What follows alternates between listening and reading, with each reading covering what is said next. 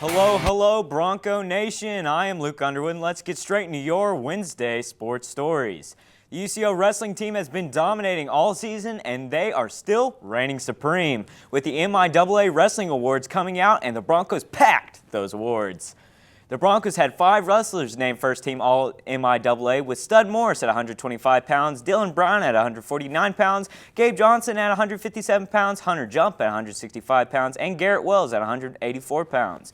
The Chos also had 2 second-team All-MIAA picks, with Josh Taylor at 141 pounds and Emmanuel Skillings at 197 pounds. Stud Morris was selected as MIAA Co-Wrestler of the Year, along with a wrestler from Nebraska Kearney. Also, Coach Todd Stidley was named MIAA Coach of the Year. The Broncos finished 5-0 to capture the conference championship for the 5th straight time.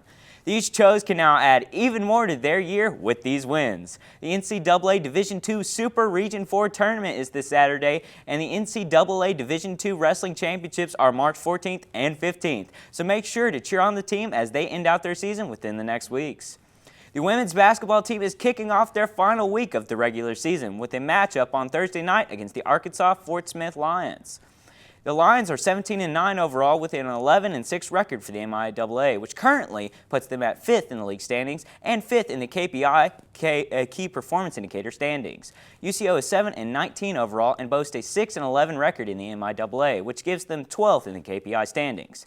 The KPI is being used to determine the top 10 teams to qualify for next week's MIAA Basketball Championships in Kansas City. The Broncos vs. Lions will be live from the Hamilton Fieldhouse at 5:30 p.m. UCO will also be hosting the Northeastern State Riverhawks. The Riverhawks are 10-16 overall with a 6-11 record in the MIAA that ties the Broncos. The game will tip off at 1:30 p.m. on Saturday, but make sure to get there early because the Broncos before tip-off will honor 5 seniors in their final home game of the season. The UCO softball team ended the Washburn Invitational with 2 wins yesterday, beating Minot State 5-4 and Maryville 9-0. Yes, the Maryville Saints dropped a massive goose egg after a stellar performance by the Chos. In the first inning, Riley Lemos and Riley Anglin put the Broncos on the board with 2. In the second inning, the Chos put up 4 more on the score. The Chos would go on to add to the total in the 4th and 6th innings as well, giving them the 9-0 outcome. Pitcher Shelby Beard had an amazing game, extending her undefeated streak in games that she was pitching. The Broncos will be active this weekend with the Branson Showtime Classic. Hopefully, the Lady Broncos will be able to continue their incredible season throughout that tournament.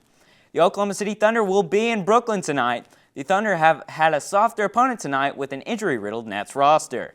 The Nets' Nick Claxton will also not be playing tonight as he has been suspended for the game after his flagrant foul in D.C. The Thunder will be playing hard as they look to gain back some momentum after their loss on Monday. The Oklahoma City Thunder versus the Brooklyn Nets will tip off at 6:30, live from the Barclays Center. Now from the professional court to the high school court, the OSSAA 6A East and West brackets for women's basketball have been released. In the East, Edmond North will be facing Ponca City in the first round. And in the West, Edmond Memorial will be versing Capitol Hill. As well, Deer Creek will be showing down with Moore.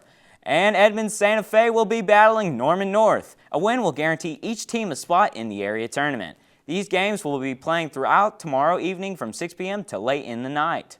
This is all I have for you now, so I'll toss it back to Shanice and Lauren at the desk.